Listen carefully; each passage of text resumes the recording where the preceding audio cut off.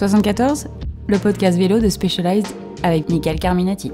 Amis cyclistes, on parle aujourd'hui de compétition. La personne que je vous présente pratique le vélo de route en National 2. Adepte de sport en montagne, monitrice de ski, nous verrons avec elle comment concilier le travail et une saison de compétition. Ambassadrice du magasin Eastbike Specialized Annecy, elle roule sur tarmac depuis de nombreuses années. Pour ce retour d'expérience, j'accueille Anouk Gilquin.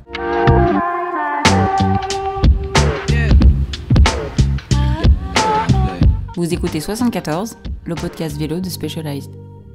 Bonjour Anouk, merci d'avoir répondu à notre invitation. Hello. Bonjour Pacôme. Salut. On est ici justement dans Eastbike Shop, le Specialized Annecy. Merci de nous recevoir. Pas de problème, c'est avec plaisir. Il paraît que le magasin est magnifique et surtout il paraît qu'il y a un bon café. Ah bah apparemment, c'est les échos qui disent ça. Dans la vallée, ça résonne.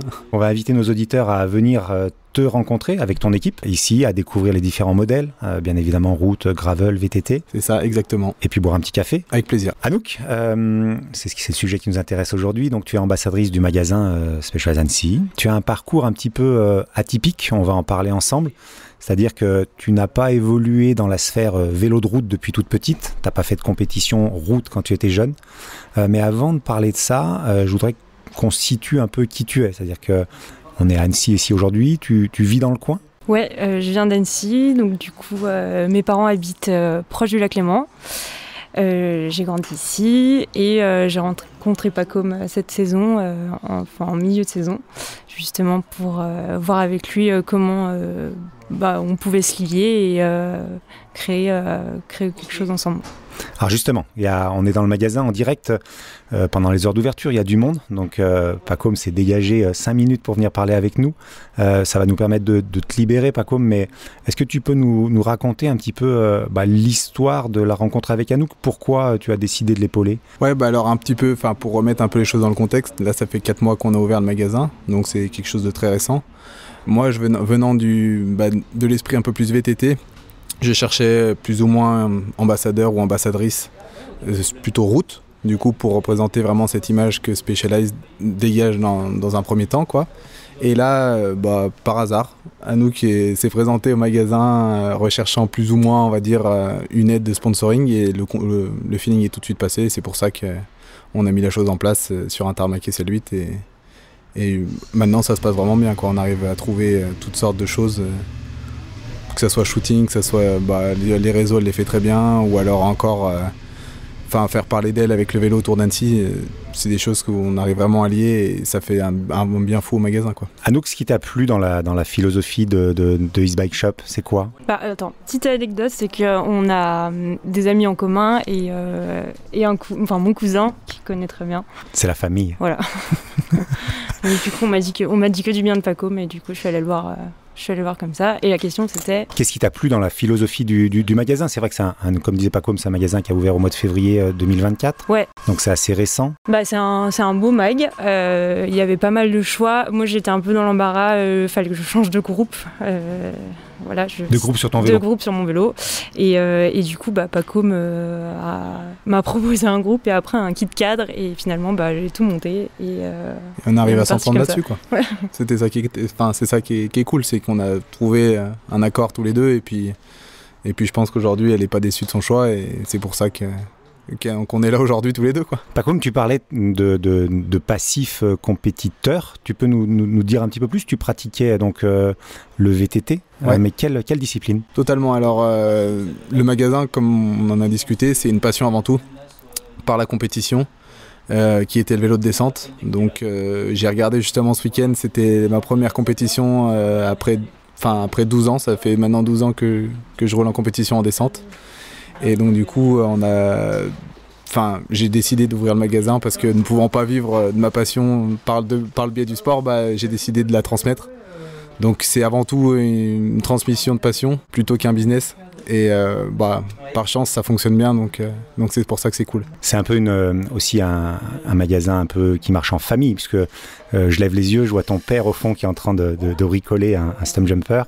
Il t'a suivi de nombreuses années sur les compétitions? C'est ça, il me suit, ça fait 12 ans. Et, ça fait 12 ans qu'il me suit sur les compétitions, qu'il a toujours fait mon vélo pendant que je roule. Donc de base, je suis celui qui pilote, mais bon, au fur et à mesure des années, on en apprend de plus en plus. Et puis là, il est encore derrière moi en train de Typiquement quand je suis en train de faire autre chose, en train de faire la mécanique que je peux pas faire parce qu'on n'a pas 10 bras, quoi. C'est aussi une notion de cœur pour lui de voir son fils évoluer dans une discipline différente, parce que ton père travaille dans les centres automobiles, dans les centres techniques automobiles. Ouais, totalement. C'est quelque chose donc de nouveau pour vous en termes de travail, d'être cette fois-ci dans la passion vélo. Ouais, totalement. Bon, la passion du vélo a toujours été là pour les deux. On vient de la moto de base, donc plus jeune je faisais beaucoup de moto. La moto dans le coin c'est un peu compliqué, donc on s'est orienté plutôt vers le vélo. Et aujourd'hui, ouais, les deux, je pense qu'on vit la passion du vélo. Lui, un peu, enfin, il roule un peu moins. Il a eu roulé avec nous en descente et maintenant, il a un vado pour aller au boulot et tout ça. C'est moins sportif, mais c'est un vélo quand même. Qu'est-ce que tu as mis en place ces derniers temps pour faire découvrir le magasin aux différents pratiquants? De part, il y a déjà toute une création de la com digitale. De part, toi, Mickaël, qui nous a fait des jolies vidéos et du coup qu'on a pu partager sur les réseaux et sur YouTube. Ensuite, en tant que, on va dire, un peu plus propre et physique, donc on a les ambassadeurs avec Anouk, typiquement. On a un petit jeune aussi en cross-country. Et puis moi qui essaye de faire aussi un petit peu le job, même si c'est un peu moins brillant qu'avant en VTT. Et puis après, la petite dernière chose, c'est les social rides qu'on essaye de développer de plus en plus. Okay. Où là, on essaye avec Nicolas de les emmener en route, moi en VTT. Et on va essayer vraiment de développer cet aspect social.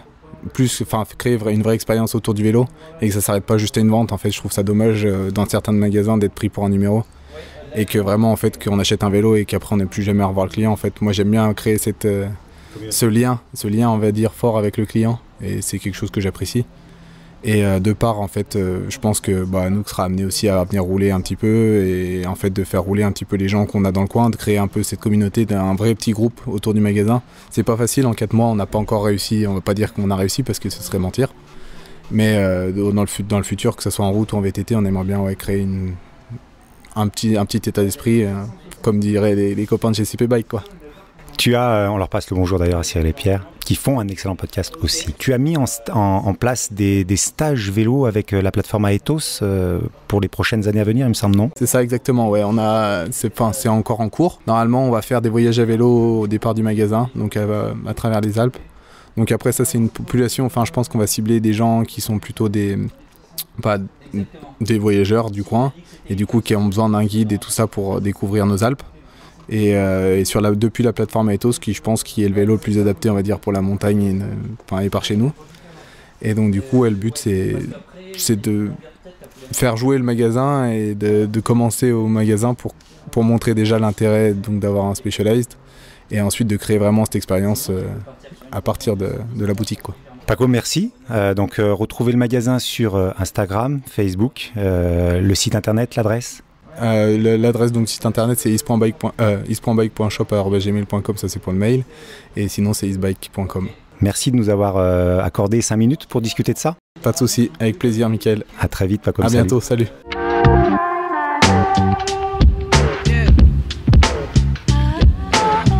Vous écoutez 74, le podcast vélo de Specialized. Anouk, tu bosses chez Decathlon. Ouais. Donc Salange, c'est ça? Non, pour le groupe suisse, oui. à Genève. D'accord. Et du coup, je suis côté marketing, ça fait 3 ans que je travaille avec eux. Donc entre le marketing et la data, j'aime bien les clients, mais plutôt l'envers du décor. D'accord. Donc pas en magasin, vraiment online. Ouais, c'est un contrat à plein temps. Tu as une adaptation spécifique pour être coursière ou pas du tout? Ouais, c'est un arrangement qu'on a trouvé justement avec Decathlon, et je pense que c'est quand même une des rares boîtes dans lesquelles on peut justement trouver ce genre d'arrangement pour pouvoir se libérer du temps. Et du coup, rien n'est fixé, mais s'il faut que j'aille rouler, je vais rouler, et puis après je m'arrange et je me débrouille pour finir ce qu'il y a à faire.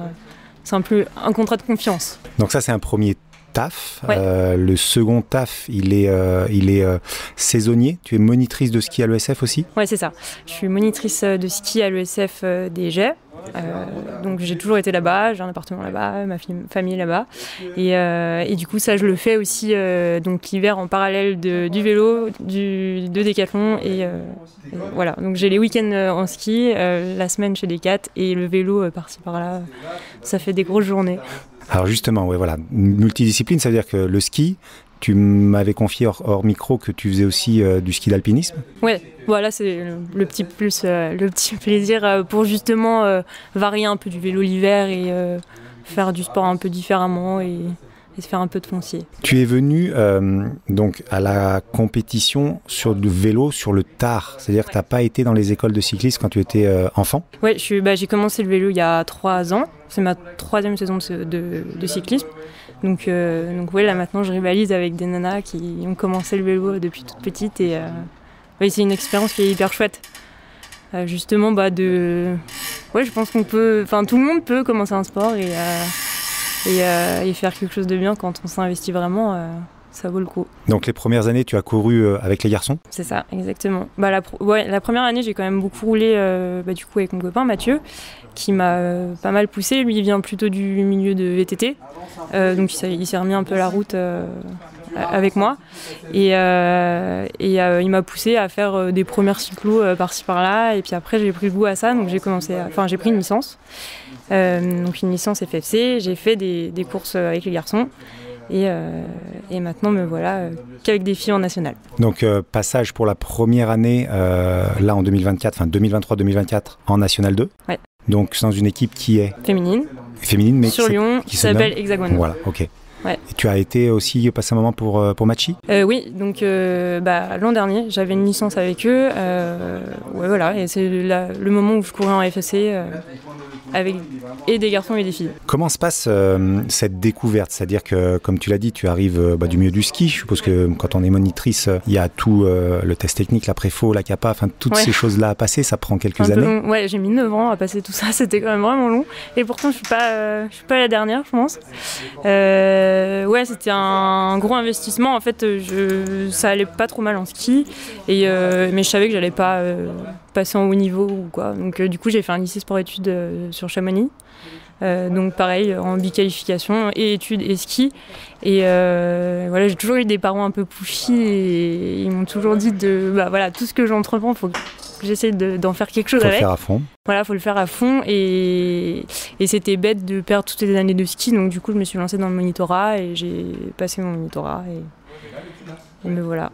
Donc tu arrives dans le milieu de la compétition vélo complètement novice. Ouais. Ça veut dire que t'as jamais roulé en peloton? Non, je connais pas les codes. Tu connais pas les codes? Je connaissais pas, ouais. Tu sais pas forcément lire une course? Ouais. National 2, vous avez déjà les oreillettes? Que pour le chrono. Ouais. Que pour le chrono et en National 1, pareil que chrono. Voilà, c'est vraiment quand on passe au niveau au-dessus, au continental. Et si je dis pas de bêtises, National 2, vous courez aussi avec des National 1 de voilà, temps en temps? c'est ça, ouais. D'accord. Plus sur des courses régionales. Donc ça veut dire qu'il y a des fois des différences déjà assez conséquentes? Ouais, ça dépend. On va dire qu'en National 2, on rivalise quand même pas mal avec les National 1. L'écart, il n'est pas conséquent. Et on vit justement de pouvoir monter avec Hexagone en National 1 dans les prochaines années parce que je pense qu'on a le niveau et on a l'envie de monter et de progresser. Donc, Alors juste pour situer aux auditeurs, parce qu'ils ne savent pas forcément, une National 2 c'est à peu près 30-40 000 euros à l'année pour une équipe? L'année en budget en équipe et puis après National 1 c'est un peu plus. C'est aux alentours des 100 000, 110 000 voilà. En fait le truc c'est qu'il y a plus de déplacements donc on va faire des courses et des Coupe de France et des courses FDJ, on en parlait tout à l'heure. Et donc plus de déplacements, donc forcément plus de budget lié à ça. Il faut savoir que quand on va sur des déplacements, tout nous est payé, on a le staff, on a le mécano, on a les voitures, on a les camions, les hôtels, comme les pros en fait. Ouais, comme les pros et du coup tout chiffre vite et on a aussi, c'est pas obligatoire mais normalement on a un vélo aussi de prêt à la saison. Donc quand on est minimum 9 dans l'équipe, il faut sortir 9 vélos, plus celles qui sont de la réserve. Donc ça se multiplie vite, quoi. Donc pour l'instant, on est en National 2, ça se passe bien, on va essayer de se faire une place pour monter. Cette année-là, on est quasiment à la fin de la saison, on enregistre ce podcast début juillet, la saison est quasiment finie. Oui. Ça a donné quoi? Le premier bilan équipe, on parlera de ton bilan perso après. Bilan équipe, bon. On est 3e au classement général de la Coupe de France. Après, ça peut toujours être mieux. Il faut viser la première marche. Et je pense qu'on a encore beaucoup de choses à améliorer pour justement monter et qu'on puisse justement aller en National 1. Alors peut-être pas l'année prochaine, parce qu'il faut être premier au classement général de la Coupe de France pour pouvoir prétendre à monter. Donc si l'année prochaine on est numéro 1, il n'y aurait pas de raison pour, peut-être la raison budget, pour pouvoir monter.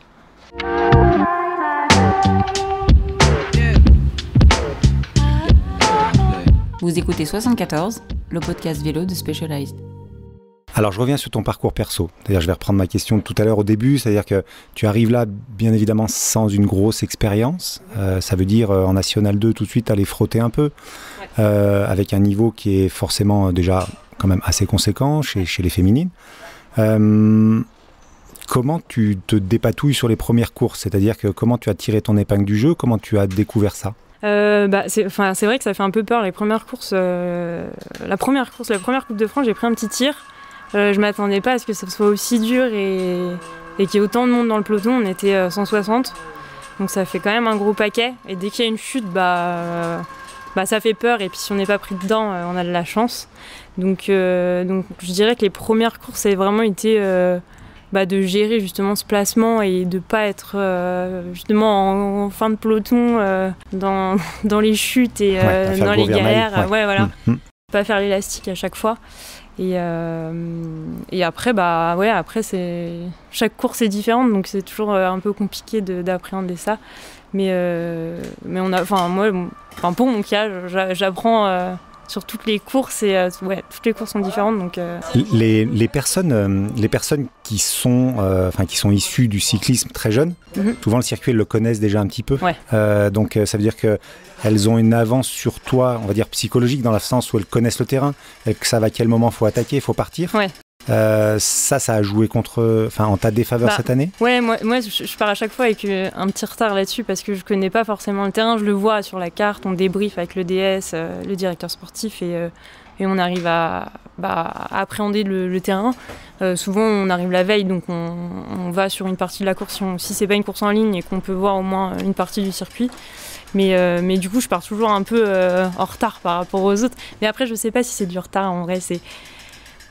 Parce que du coup peut-être que je dors mieux la nuit, vu que je connais pas le parcours, peut-être que j'appréhende moins ou plus parce que du coup je le connais pas, donc ça dépend. Et après j'aime bien aussi connaître le sentiment des coéquipières par rapport à la course et savoir ce qu'elles en pensent, comment elles l'ont vécu l'an dernier et avoir un peu leur retour avant de partir, comme ça au moins je sais qu'est-ce que je vais affronter et comment je vais devoir me placer. Il y a une bonne cohésion dans l'équipe, c'est-à-dire qu'en tant que nouvelle, tu as été facilement intégrée? Ouais, tout va bien. On est assez soudés, chacune sait ce qu'elle doit faire et on s'entraide quand même beaucoup. Donc, Quel était ton rôle cette année? C'est-à-dire que dans l'équipe, on t'attendait en tant que quoi, coéquipière? Ouais, je suis plutôt coéquipière. Après, s'il y a des coups à lancer, on me met dessus et je suis bonne rouleuse. Donc s'il faut faire un train, c'est souvent moi qui suis devant, qui prend le vent. Mais peut-être que l'année prochaine, ça sera différent. Peut-être que l'année prochaine, il y a des filles qui vont vouloir aller ailleurs. C'est comme ça, c'est la vie, c'est les équipes qui vont vouloir aller ailleurs, bouger, et puis mon rôle sera peut-être complètement différent. J'en sais rien, mais cette année, j'ai plus aidé l'équipe. Quel bilan tu tires toi personnellement de cette première saison en National 2? Hyper positif.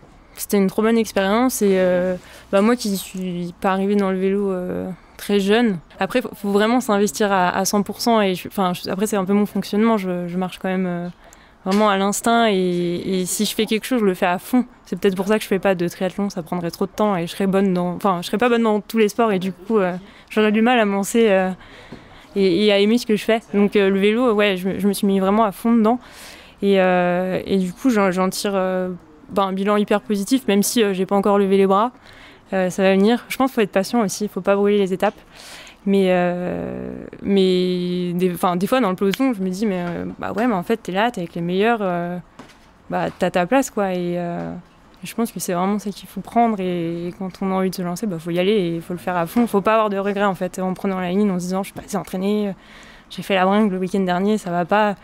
Moi, j'essaie de mettre tout en ordre, mais après, j'ai toujours fonctionné comme ça, même à l'école, pour réussir. Et du coup. Puis il y a une chose que les auditeurs ne peuvent pas voir, mais c'est ton large sourire et tes yeux grands ouverts quand tu parles de ça. Et ça a l'air d'être une sacrée motivation pour toi, le vélo de route en compétition en tout cas. Ouais, mais en fait.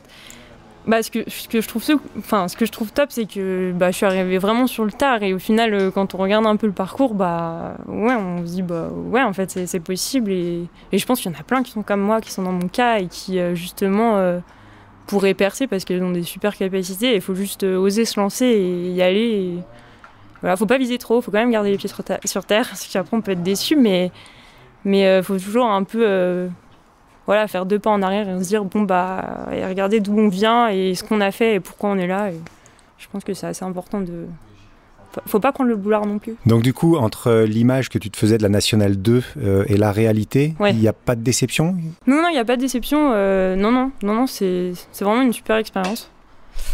Voilà, j'encourage toutes celles qui veulent se lancer de le faire. Frotter à vélo, toutes ces choses-là, c'est pas compliqué finalement quand on a le tempérament un peu guerrier ? Non, ça va, et je pense qu'il faut d'ailleurs l'avoir parce que sinon c'est compliqué de se faire une place dans le peloton et pas se faire rouler dessus, c'est compliqué. Il faut vraiment s'imposer, faut essayer de passer le guidon devant celui des autres et comme ça au moins on s'impose un peu et puis après, si elle chute, je touche du bois, je touche ma tête. Ça arrive, c'est comme ça. Et c'est aussi pour ça que je suis allée voir Pacôme, parce que je savais, avec les premières courses de la saison, j'étais pas encore avec Pacôme, donc le magasin East Bike Shop en début de saison, et je me suis vite rendu compte qu'une chute peut vite arriver, et du coup je voulais justement trouver un magasin, un magasin dont la marque que j'aimais et sur laquelle je roulais puisse me suivre pour justement un peu assurer mes arrières et me dire que si demain j'ai une course et qu'il se passe quelque chose, je retouche du bois, je sais que Pacôme sera là pour moi et qu'il pourra me dépanner. C'est aussi pour ça que je suis allée le voir. Et je pense que ça m'enlève aussi un poids dans ma tête, de me dire que c'est pas grave, il y a quelqu'un derrière moi. Donc c'est ça qui a fait basculer le fait de ne pas rouler avec les vélos d'équipe d'une marque concurrente. Ouais. Pour dire j'ai mon vélo, donc tu roules avec un Specialized Tarmac S-Works SL8. Ouais. Et c'est ça qui a fait basculer de ne pas rouler avec les vélos d'équipe de la concurrence et de venir sur cette marque-là, sur ce vélo-là. En fait, j'ai toujours été chez Specialized. Donc j'ai commencé avec un SL6, un Tarmac aussi. Pas tout intégré, mais je l'ai requitté moi-même. On a mis des jolis roues, des 50 et j'aimais bien le vélo. On l'a rendu assez cool à rouler. Tarmac SL6 qui était déjà à patin ou qui était déjà à disque ? Non, disque. Okay. J'ai commencé en disque. J'ai commencé il n'y a pas longtemps, donc il y avait déjà les disques. Et après, je suis passée sur un Iceworks SL6. Mais alors celui de la version d'avant. Ouais. Et pareil, j'aimais vraiment bien ce vélo. Il était juste pas trop fité pour ma taille. J'avais le cintre qui était un peu trop large, le pédalier un peu trop long. Enfin, il y avait quand même pas mal de choses à changer. Le périphérique n'était pas adapté à ta morphologie. Ouais. Ok. Mais après, c'est un vélo on a acheté un kit cadre et puis on l'a tout assemblé. Donc il était aussi à mon image et j'adorais ce vélo. Mais voilà. Après correction, il était peut-être pas trop adapté à ma taille et à ma morpho. Et du coup, je suis passée sur le SL8, comme je disais tout à l'heure, par choix de groupe à la base. Je voulais repasser sous Shimano. Et puis du coup, en fait, ça a matché avec Pacôme. On s'est dit, pourquoi pas lancer quelque chose ensemble avec le magasin. Et puis finalement, j'ai ajouté un kit cadre, j'ai ajouté un cintre. Et puis les roues que j'avais, les Roval, finalement, je les ai laissées et j'en ai pris des nouvelles. Tu es pointilleuse avec le matériel, c'est-à-dire que c'est quelque chose que tu prends en compte pour la compétition, pour tes entraînements ? Ouais, beaucoup parce que je travaille pour me le payer déjà. Et je pense que j'ai aussi cette maturité que certaines filles n'ont pas, justement en National 2, à savoir que c'est souvent des filles très jeunes dont les parents sont beaucoup derrière et viennent justement accompagner les jeunes dans leur réussite. Donc le vélo est souvent justement payé par les parents. Et du coup, moi, je travaille, j'aime bien avoir des belles choses et faire justement attention à mon matériel. Donc, pour moi, c'était quelque chose de normal d'avoir un Race 8, qui est un très beau vélo, parce que je me suis envie d'avoir du plaisir de rouler avec et pas juste me dire dans le peloton, si tu tombes, ça va être la galère. C'est quand même un super vélo, faut faire attention. Après, il y a des assurances, il y a Pacom, il y a le magasin. Et voilà, je pense qu'il faut pas se limiter à ce genre de choses. Sinon, tout le monde serait à patin. En termes d'entraînement, tu as fait appel à un coach personnalisé, c'est-à-dire qu'il te suit via une plateforme qui s'appelle Nolio. Oui. C'est quoi tes volumes d'entraînement du coup ? Alors du coup, je ne sais pas si je peux le citer. Je suis avec Frédéric Brun, qui est un ancien cycliste professionnel, qui suit d'autres coureurs. Je suis la seule avec lui en national, à courir en national. J'ai commencé avec lui en fin d'hiver dernier, justement pour assurer un début de saison et préparer les stages qu'on avait en tout début d'année. On est parti en Espagne avec Hexagone, donc je voulais arriver un peu préparée sur ce stage et aussi pour préparer la saison qui commence hyper tôt. On a commencé en mars. Donc volume d'entraînement, je dirais qu'on s'entraîne 6 jours sur 7 et on est sur du 12 à 14 heures par semaine. En habitant à Annecy avec les conditions climatiques compliquées l'hiver, c'est faisable ? Beaucoup de home trainers quand même l'hiver, surtout si je suis au jet et que je dois poser les skis pour sauter sur le vélo et même des fois poser les skis de cours pour sauter sur les skis de rando et après faire du vélo. Donc beaucoup de home trainers et après il n'a pas fait beau ce début de saison donc c'était toujours compliqué mais bon pas le choix. Hein. Le vélo ça se lave. La différence entre les différentes compétitrices de National 2, c'est-à-dire qu'aujourd'hui le suivi par capteur de puissance avec un coach, les entraînements très réguliers, la plateforme Zwift, les autres plateformes aussi, les différences tendent à se réduire entre les différentes compétitrices quand même. Ça veut dire que si tu ne fais pas ça, tu es d'entrée de jeu moins forte ? Ouais, je pense vraiment. Nous on en a dans l'équipe qui justement, il y en a une, c'est un peu l'exception, qui travaille pas et qui est encore chez ses parents et ça lui permet de justement aller s'entraîner un peu plus que nous.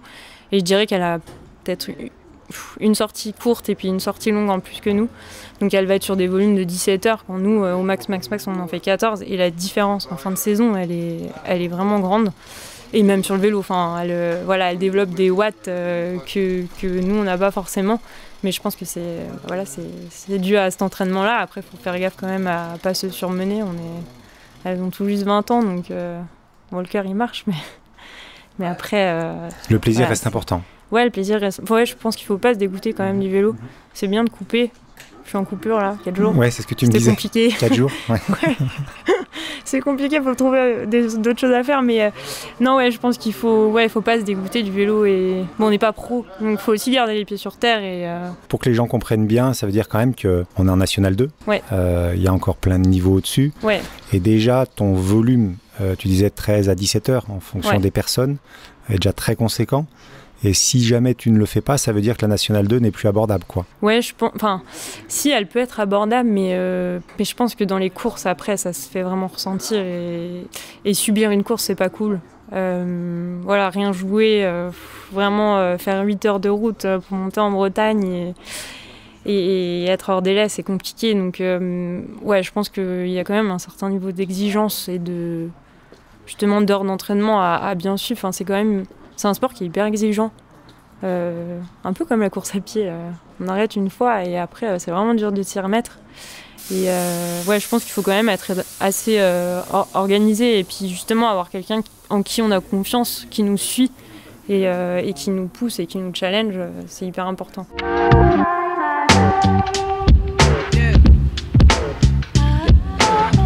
Vous écoutez 74, le podcast vélo de Specialized. Est-ce qu'en tant que coureuse comme ça National 2, aujourd'hui, c'est plutôt l'UCI Pro Tour féminin ou l'UCI Pro Tour masculin qui te fait rêver ? Les deux sont hyper inspirants, vraiment. Masculin parce que ils sont surhumains et c'est hyper beau. Puis, ça fait bouger tellement de monde autour. Et féminin parce que c'est aussi des machines. Là, le cyclisme féminin, c'est en train vraiment de prendre et il y a des nanas qui sont vraiment balèzes, quoi. Donc ouais, ça inspire beaucoup, je trouve. Et je verrai ça l'année prochaine si je vais au championnat de France. Normalement, on va se mesurer au plus fort. Donc je pense que ça sera sympa à vivre. La vision, alors j'en ai pas trop parlé, puis j'ai pas voulu trop présenter comme le cyclisme féminin, parce que je dirais qu'on s'en fout. Le cyclisme féminin, il a depuis maintenant bien ancré depuis quelques années. Il a fortement évolué. Les femmes qui pratiquent le vélo, c'est monnaie courante, il n'y a plus de souci avec ça, mais quand même, juste une aparté, c'est quelle est ta vision, toi, du cyclisme féminin, si on peut parler un peu communautarisme? C'est dur comme question. Est-ce que tu penses qu'aujourd'hui, typiquement, quand vous... Déjà en nombre de spectateurs sur le bord des routes, en facilité de trouver du partenariat, d'expliquer sa passion, tu vois les choses un petit peu... alors, comme tu dis, tu n'y étais pas avant, mais est-ce que ça semble plutôt facile quand tu es avec ton équipe est-ce que ça te semble un milieu qui est devenu désormais classique, courant, quoi? Ouais, je pense quand même. En tout cas, dans le club, nous, on ne fait pas sentir de différence entre les hommes et les femmes. On est quand même traités de la même manière. On a autant de staff, autant de voitures, autant d'aide. Après, je pense pas qu'il y ait trop de différence. C'est très clair. Ouais. Voilà, si on se pose même pas la question, c'est qu'il n'y en a pas. Non, mais j'espère que je motive d'autres filles à vouloir passer le cap si elles l'ont pas passé. Et...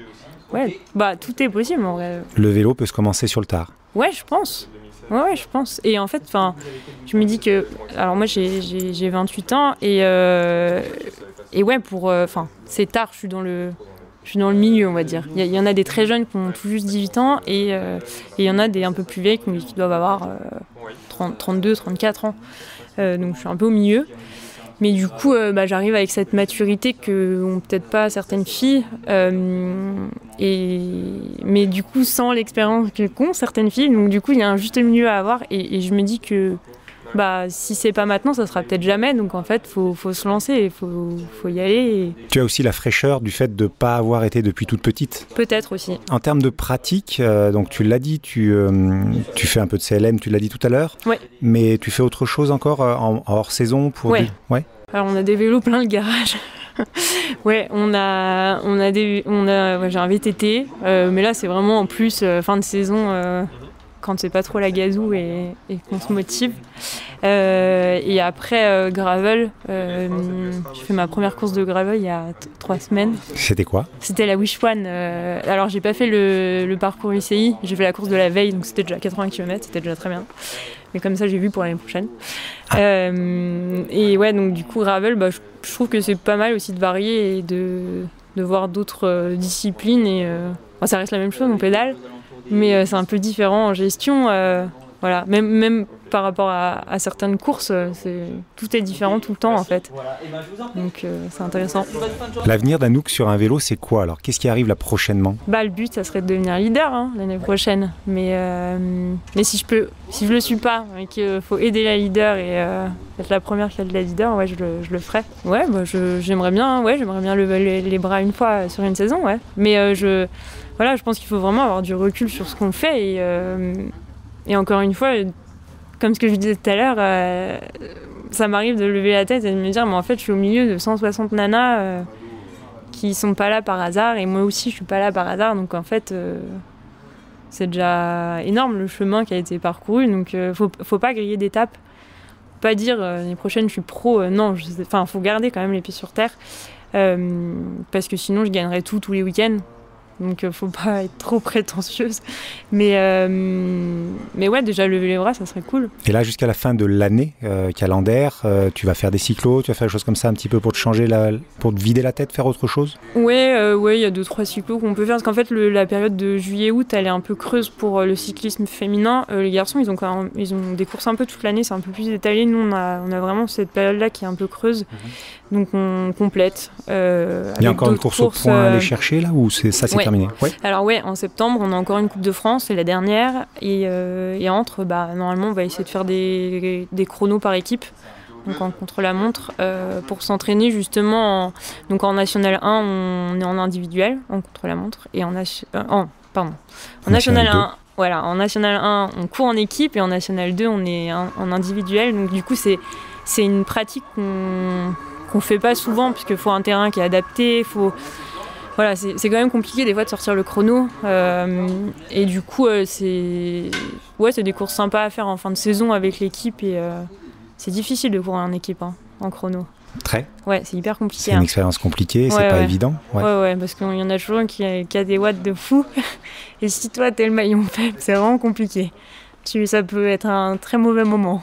Ou un très bon. En termes d'encadrement, donc tu l'as dit, il y avait Frédéric Brun comme coach, mais tu as fait appel à d'autres choses, c'est-à-dire que sur la nutrition, sur des choses comme ça, tu es suivi, tu vas aussi loin dans la préparation ? Je dirais que Fred le fait, il le fait aussi. Il me dit de manger des pâtes. Non, mais non, il le fait.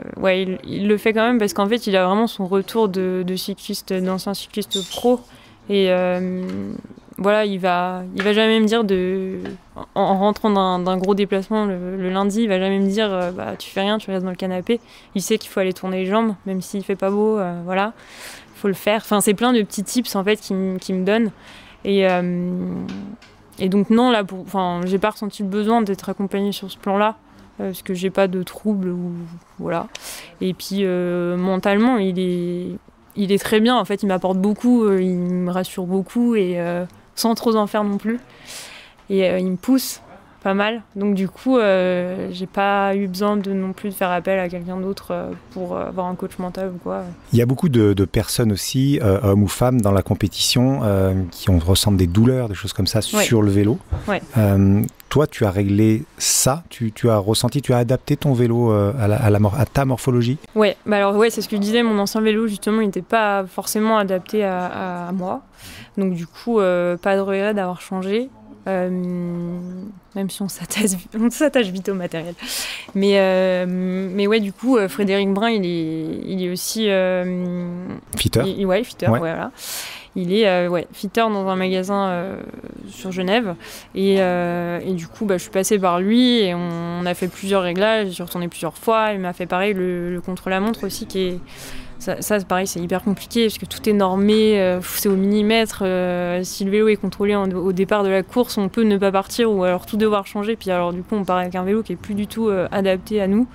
Donc c'était important de le faire assez juste. Et puis après, sur le vélo de route, j'avais des douleurs au genou ou un mauvais positionnement quand j'ai reçu mon vélo au tout début. Parce que c'est normal, hein, il a été monté... comme pour une personne. Tu as fait un retool fit après aussi, ici chez Pacôme ? Non, Pacôme, je suis juste... Pacôme, si, j'avais pris les mesures pour la selle. Donc j'ai fait ça avec lui pour avoir une selle qui est adaptée à ma morpho. Mais après, vraiment, tout ce qui était fitting... après, je pense que c'est vraiment personnel et c'est hyper important de le faire. Parce que je l'avais jamais fait avant et au final, la différence, elle est énorme. Et, Tu le ressens quand tu dis la différence est énorme, c'est en termes de douleur, en termes de confort, en termes de production même de watts ? Même de rendement, je pense que une fois qu'on est bien positionné sur un vélo, qu'on fait qu'un avec le vélo, ça peut être que bien et plus productif, quoi. Donc, c'est important. Des fois, moi, j'ai toujours pensé que j'étais bien sur mon vélo. Au final, non, c'était pas trop le cas. Donc, je pense que c'est important de le faire et ça vaut le coup de le faire. Typiquement, pour ceux qui partent en bikepacking, faire des heures de selle, une douleur au dos ou même au genou, c'est horrible, quoi. Donc, Lorsque tu échanges avec les différentes compétitrices, tu en as qui ont encore des grosses douleurs, qui ont un vélo qui n'est pas adapté ? Ouais, ça peut arriver, ouais. Ouais, ça peut arriver. Après, ça dépend si elles ont fait un fit ou pas.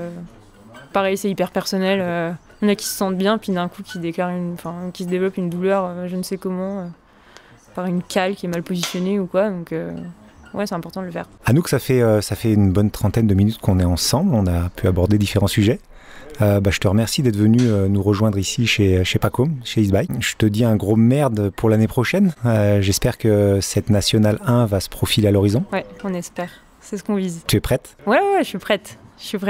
On va faire tout pour. Avec le sourire qui en dit large, c'est tout bon, ouais. Merci d'être venu, à très très bientôt. Merci à toi. Quant à nous, on se retrouve sur un prochain podcast. Comme d'habitude, abonnez-vous à notre podcast 74, le podcast vélo de Specialized France. Mettez des pouces en l'air, votez, bien évidemment, laissez vos commentaires pour interagir avec nous. On se dit à très bientôt. Ciao, ciao.